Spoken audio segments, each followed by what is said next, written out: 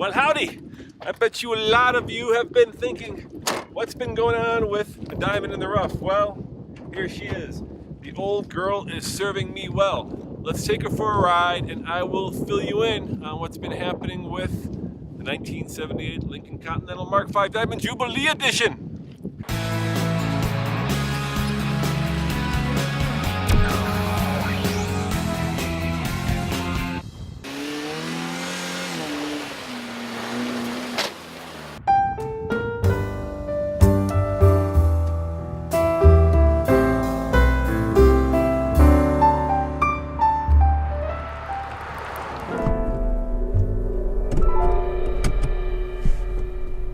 Oh yeah, I am riding an American luxury, old school style. So here's what's been happening with the diamond in the rough. The answer is very simple. I've been driving it. And actually my son and I have been driving it because last time we checked in on the car, we had just gotten collector plates and we had gotten it insured. So now the Diamond Jubilee is completely street legal. Which doesn't mean, of course, it's completely street worthy. There are some issues with this wonderful American classic, namely the steering, which has a little bit of play, as you can see. Better than the Honda Pilot we tested the other week. No, just kidding. I had to get that in for all you Honda fanboys. The window over there is stuck down.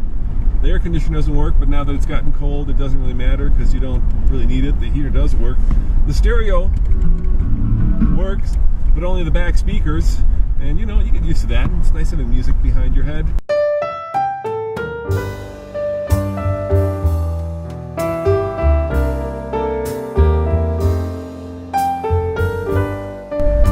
There are some more serious issues. The master brake cylinder is in desperate need of replacement, and of course the car from the outside looks a bit, shall we say, well worn.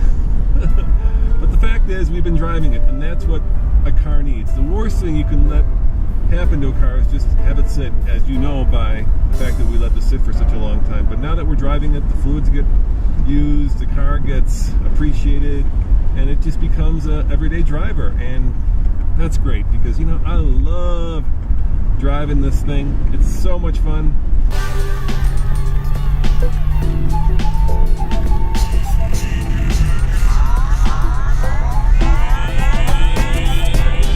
There is one downside to the Lincoln, and that is it permeates with a bit of a smell of gasoline. I think some of the old fuel lines are probably in need of replacement. So make that two things that need to get changed: master brake cylinder and fuel lines. That's probably more urgent than the master brake cylinder, actually. Probably good thing we have that window that doesn't quite close.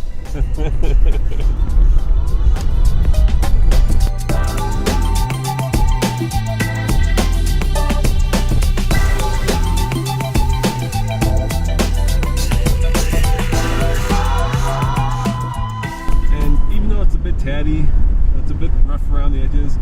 It's also nice because I really don't feel compelled to park it at the best parking space or feel that it's going to get stolen if I leave it unlocked, and that's a nice feeling. Sometimes you have a car that you're not that concerned about. The other great thing about this vehicle is that every time I drive it, I am the only one that is driving a Lincoln Continental. As far as I can tell, at least a Mark V. You don't see this car coming and going.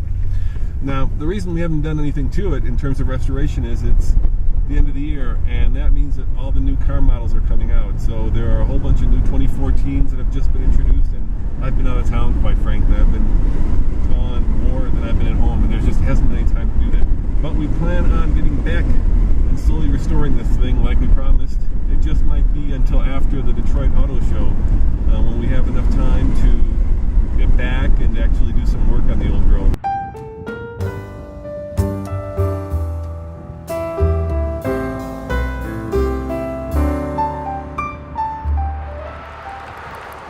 But for now, she's being used on a regular basis.